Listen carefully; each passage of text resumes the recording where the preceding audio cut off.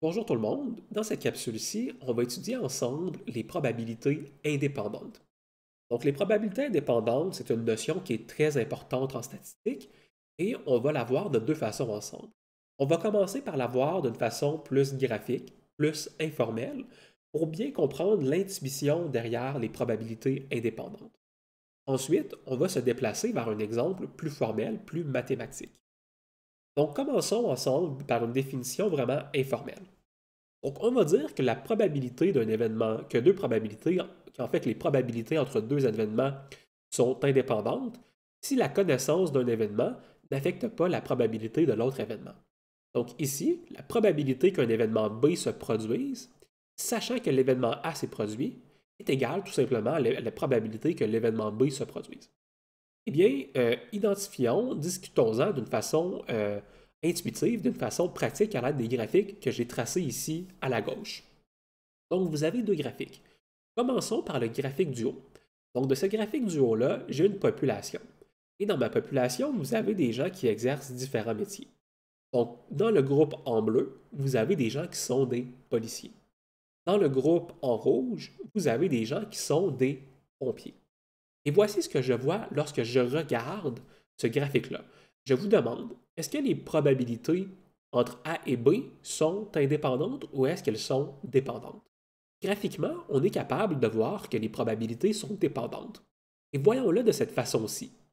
Donc d'abord, est-ce que les probabilités, quelles sont les probabilités de B? Commençons par voir ça. Est-ce que les probabilités de B sont positives ou elles sont nulles? Donc ici, les probabilités de B sont positives. Hein, vous avez des chances qu'un individu pris au hasard dans ma population soit un pompier. Mais je vous pose la question suivante. Quelles sont les probabilités que mon individu soit un pompier, sachant que mon individu est déjà un policier? Donc, sachant que mon individu se situe ici, se situe dans le groupe A, est-ce qu'il est possible que cet individu-là se situe également dans le groupe B? Eh bien non, c'est impossible. J'ai aucune intersection entre le groupe A et le groupe B. Donc, vous avez ici que les possibilités, la probabilité d'avoir un pompier, sachant que l'homme est déjà ou que la femme est déjà une policière ou un policier, sont égales à zéro. Donc, est-ce que je respecte ma condition d'indépendance linéaire?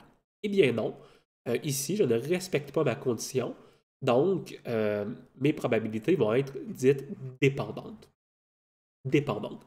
Elles sont dépendantes parce que les probabilités d'être à la fois un pompier et un policier sont nulles.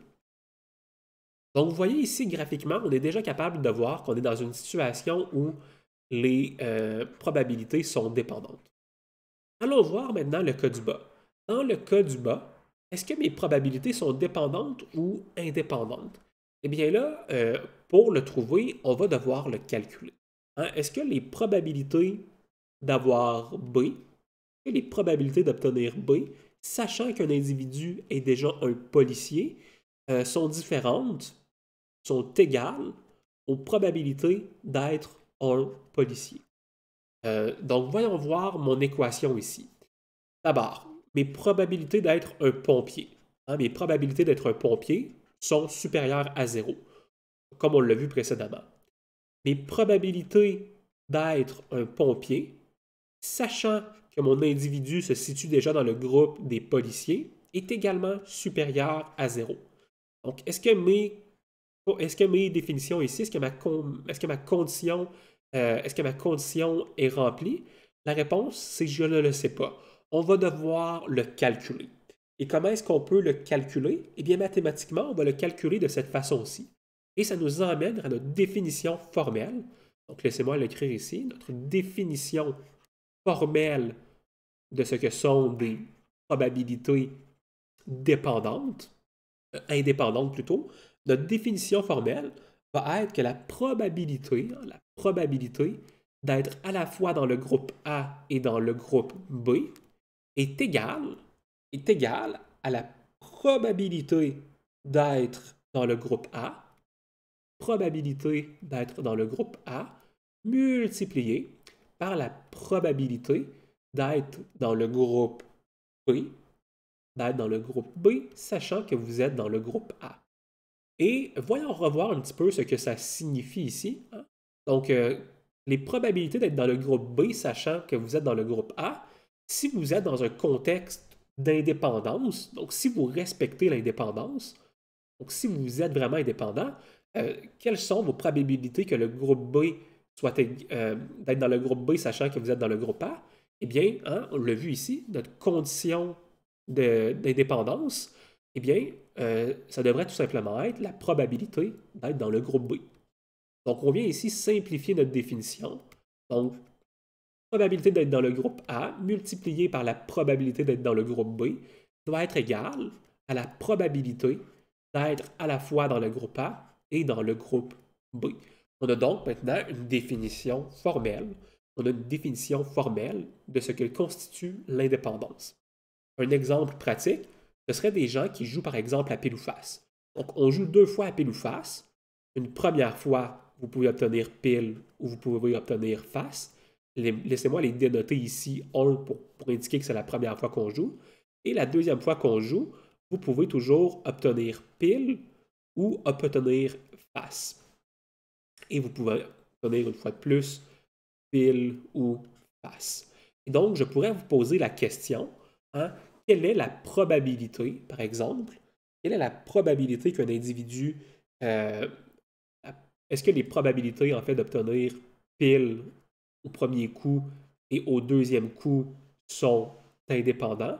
Eh bien, la réponse est effectivement le cas. Si vous avez la probabilité d'obtenir pile au premier coup, 1, multiplié par la probabilité d'obtenir pile au deuxième coup. Est-ce que ces probabilités-là sont indépendantes? Eh bien, calculons. C'est quoi les probabilités d'être à la fois dans P1 et dans P2? Eh bien, c'est ici. Hein, c'est ici. J'ai ici P1 intersection P2. Les autres endroits, c'est des mouvements différents que j'ai. Hein, j'ai P1, F2, j'ai F1, P2 et j'ai F1, F2.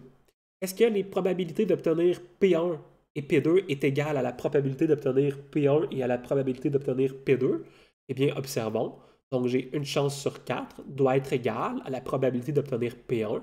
Ici, c'est égal à une demi, parce qu'on assume que j'ai une pièce qui n'est pas biaisée.